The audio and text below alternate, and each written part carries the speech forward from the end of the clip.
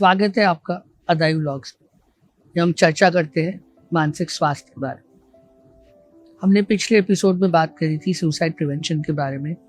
उसके बारे में और आपको जानकारी चाहिए then click on the link below. सबसे पहले बात करेंगे क्राइसिस प्रिवेंशन पर।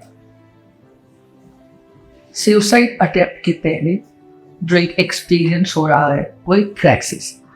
अगर इस क्राइसिस में हम सही तरह से और सही समय की इंटरवेंशन ला सकें तो उस अटैक को हम अवॉइड कर सकते और उसके बाद हम उस इंडिविजुअल को हेल्प को कॉन्टिन्यूसली दें till they are able to take care of themselves. और जो फैक्टर्स थे, प्रॉक्सिमल फैक्टर जो समय पर असर कर रहे थे, डिस्टेंट फैक्टर्स जो उनको प्रीडिस्पोज कर रहे थे, दोनों पे हम काम कर सकते। क्राइसिस इंटरवेंशन क्या होता है, कैसे करते हैं, जो थेराप्यूटिक एस्पेक्ट्स है क्राइसिस इंटरवेंशन की वो कन्वेंशनल थेरेपी से किस तरह से। कुछ प्रॉक्सिमल फैक्टर्स होते हैं, कुछ डिस्टल फैक्टर्स होते हैं। सो जो डिस्टल लॉन्ग टर्म फैक्टर्स होते हैं उसको हम थेरेपी में लॉन्ग टर्म डील करते हैं, उसके लिए स्किल्स बनाते हैं।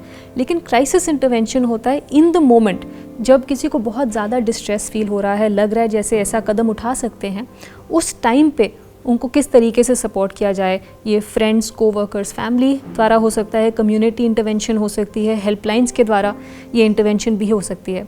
यहाँ पे एम है जो इमीडिएट डिस्ट्रेस कोई इंसान एक्सपीरियंस कर रहा है फिज़िकली, इमोशनली, सोच विचार में, उनको सपोर्ट करें, उस अराउजल को कम होने तक उनके साथ रहें, एक काम रिलैक्स्ड टोन में। उनको ऐसा ना महसूस होने दें कि वो अकेले हैं उस टाइम पे एक सोल्यूशन फोकस्ड अप्रोच लें कि उनको उस टाइम पे डिसीशंस बनाने की ज़रूरत नहीं है। आप उनको थोड़ा डायरेक्टिव तरीके से बताइए कि नेक्स्ट स्टेप क्या लेना है, अब नेक्स्ट कदम क्या लेना है। इससे क्या है, उस इंसान को ऐसा फील होगा कि हम अकेले नहीं हैं, हमारे साथ कोई है, कुछ सोल्यूशंस हैं जिनको हम यूज़ कर सकते हैं। और उसी समय पे हमें ये भी इंश्योर करना है कि कोई भी आसपास ऐसे मीन्स ना हो जिनसे वो अपना नुकसान पहुंचा सकते हैं। तो इस तरीके से उस क्राइसिस को डी एस्केलेट करके, उस सिचुएशन से उसको निकाल के और फिर अपने सपोर्ट सिस्टम से कनेक्ट करना है ताकि वो इमीडिएट क्राइसिस टाइड ओवर हो जाए। उसके बाद हम लॉन्ग टर्म अप्रोच ले सकते हैं। सो एक directive, prescriptive, supportive, goal oriented, short term therapeutic intervention करते हैं क्राइसिस के लिए। इसमें हेल्पलाइंस का बहुत रोल है और मुझे ऐसा लगता है कि जितनी ज़्यादा भाषाओं में हमारी हेल्पलाइंस हों और साथ में उसके बारे में हमें अवेयरनेस भी होनी चाहिए कि अगर हमें लाइफ में कोई परेशानी आ रही है, हम अगर किसी से बात नहीं कर पा रहे हैं, हमें मदद की ज़रूरत है, तो हम उस हेल्पलाइन पे कॉल कर सकें। सचिन, हमने मेंटल हेल्थ एस्पेक्ट की भी बात करी कि ऑलमोस्ट 70% से ज़्यादा सिनेरियोज़ में कोमॉर्बिडिटी और प्रेजेंस ऑफ मेंटल इलनेस, और उसमें सबसे ज़्यादा डिप्रेशन है। सो depression management, early identification management का बहुत रोल है। कौन सी मेडिकेशंस होती हैं जो ज़्यादा इम्पैक्टफुल होती हैं to be able to act on the suicidal ideation, to be able to prevent it? I think हम इस नज़रिए से देख सकते हैं कि एक एक्यूट मैनेजमेंट होता है and something from a long term perspective. Actually जब हम देखेंगे, जैसे मैम ने जस्ट कहा था कि एक पर्सन जब सुसाइडल थॉट्स लेकर पहुंचता है, जहाँ पे there is a lot of restlessness, agitation and एक सेंस ऑफ होपलेसनेस डेवलप हुआ है, anxiety medications are commonly utilised so that the immediate agitation and nervousness that a person is going through gets settled and एक तरह का calmness वो individual में आ जाता है. Antidepressants are very commonly utilized because there are more than half number of individuals में comorbid depression रहता है, so उस चीज़ के लिए यूटिलाइज किया जाता है. Tendency towards suicidal thoughts and suicidality कम करता है, वो होता है लिथियम, जो हम commonly as a mood stabiliser bipolar disorder में इस्तेमाल करते हैं. लिथियम एक ऐसा मेडिकेशन है जो देखा गया है कि जो लोग उस पर रहते हैं उनका in general tendency towards getting suicidal thoughts and आगे जाकर सुसाइड अटेम्प्ट्स करना, इसकी संभावना काफ़ी कम हो जाती है. रिसर्च में, अभी बायोलॉजिकली रिसर्च में किस तरह की changes you expect in the future which can actually help in some of these acute crises? So definitely there is a lot of focus जो इस बार इस समय किया जा रहा है. मेनली एंटी डिप्रेसेंट्स का जो अप्रोच होता है, जैसे कि हम सब जानते हैं एंटी डिप्रेसेंट्स को असर आने के लिए 2 से 3 हफ्ते लगते हैं. सो एक रिसर्च द्वारा फोकस अभी इस चीज़ पर चल रहा है कि एक इमीडिएट एक्टिंग एंटी डिप्रेसेंट किसी तरीके से हम यूटिलाइज कर सकते हैं क्या, जिससे वो दवा देने पर उस इंडिविजुअल को with in a few minutes उनके जो सुसाइडल थॉट्स है या वो इंटेंसिटी ऑफ डिप्रेशन है उसमें इमीडिएट रिलीफ मिल पाए. केटामिन एक ऐसी दवा है जिसके ऊपर बहुत सारा रिसर्च चल रहा है. एंड केटामिन के जो आगे की दवाइयाँ होती हैं जैसे एस्कीटामिन के स्प्रेज वगैरह है, इन चीज़ों के ऊपर काफ़ी रिसर्च है जिससे देखा गया है कि वो उसका एक कोर्स करने पर विद इन कुछ मिनट्स में सुसाइडल थॉट्स की मात्रा और डिप्रेशन की मात्रा तुरंत कम हो सकती है. लेकिन उसका इफेक्ट जनरली अब तक में देखा गया है 2 से 3 दिन के लिए या कुछ घंटों के लिए कभी कभी रहता है. आजकल जैसे बात होती है कि हम AI enabled सपोर्ट करें, जो हमें continuously there may be a support system available. Neuromodulation की रिसर्च चल रही है. And on the mood aspect, given that depressive illnesses में, OCD में, साइकोटिक इलनेसेस में इंक्रीजिंगली एविडेंस आ रहा है. Where do you see some of these things in the future that can help us?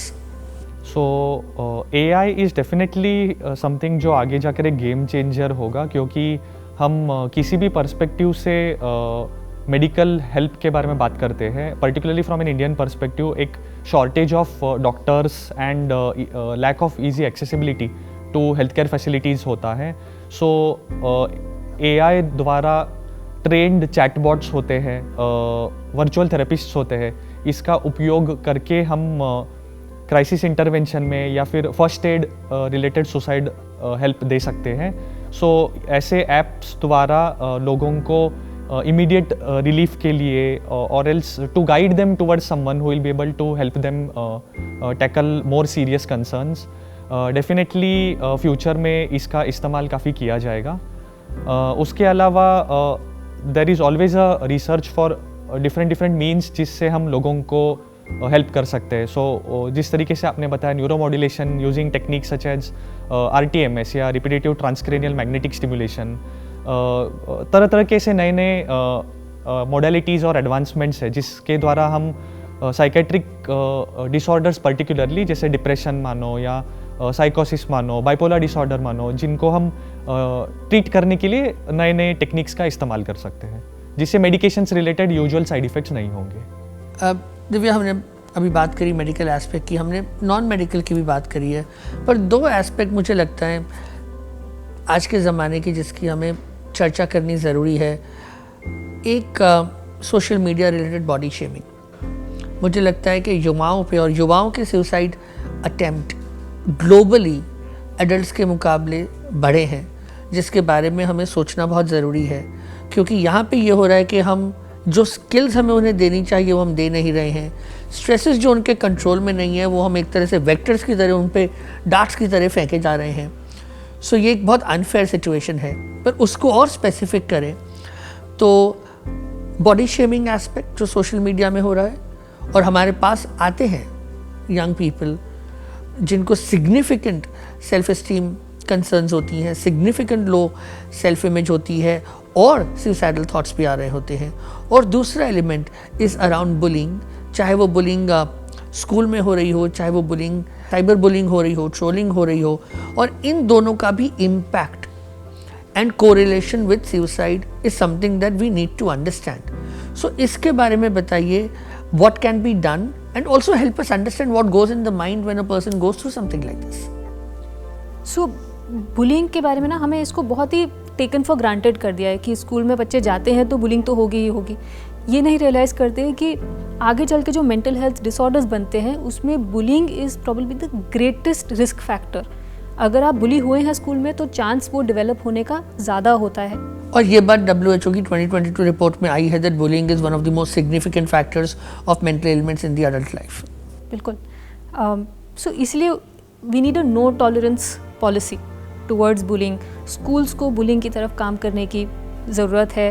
Parents, teachers, जो बच्चे बुली हो रहे हैं, जो बच्चे बुली कर रहे हैं, जो बच्चे ऑब्ज़र्व कर रहे हैं उस चीज़ को, तीनों के साथ काम करने की ज़रूरत है ताकि हम बुलिंग को ग्रेजुअली रिड्यूस कर पाएँ। वो एक बहुत सिग्निफिकेंट रिस्क फैक्टर है जो हमारे कंट्रोल में कुछ हद तक है। मीडिया में भी, सोशल मीडिया में एक तो ये बुलिंग ट्रोलिंग का भी एलिमेंट आ रहा है, जिससे हम जब ये एक्सपीरियंस करते हैं या हम दूसरों को देखते हैं एक्सपीरियंस करते हुए, तो खुद में सेल्फ डाउट, क्रिटिकल थॉट्स, एक लो सेल्फ वर्थ जो आपने कहा, और हम पहले जो डिस्कस कर रहे थे कि सुसाइड का एक वर्थलेसनेस का एस्पेक्ट होता है, तो ये डायरेक्टली उस चीज़ पे कंट्रीब्यूट करता है। हम दूसरों के साथ अपने आप को कंपेयर करने लग जाते हैं, हमें ये लगता है that we are not good enough, हमें एक हेल्पलेसनेस की भी फीलिंग आती है उस समय पे। सो मीडिया लिटरेसी का भी यहाँ पे रोल रहेगा। किस तरीके से हम बच्चों से बात कर रहे हैं कि मीडिया मैसेजेस को किस तरीके से समझा जाए, ये समझें कि असली क्या है, फेक क्या है, किस वजह से उस तरीके की इन्फॉर्मेशन हमारी तरफ आ रही है। लोगों को ये स्किल्स दे कि एक्चुअल इंटरपर्सनल रिलेशनशिप्स किस तरह से और स्ट्रेंथन किए जा सकते हैं, सिर्फ ऑनलाइन वर्चुअली नहीं but actually face to face in person.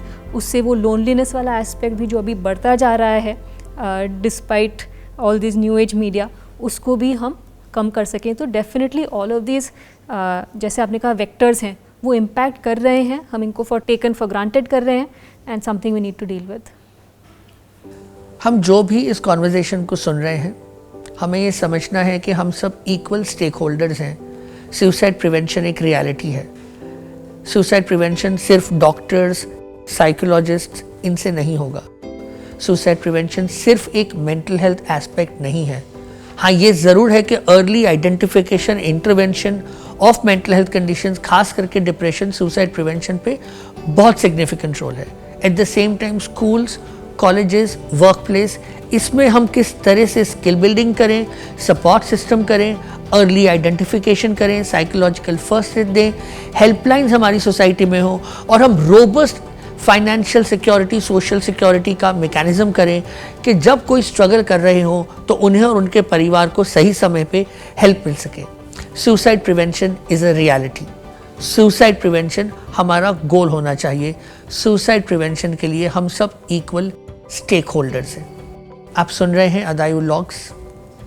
यहाँ हम चर्चा करते हैं मानसिक स्वास्थ्य के बारे में।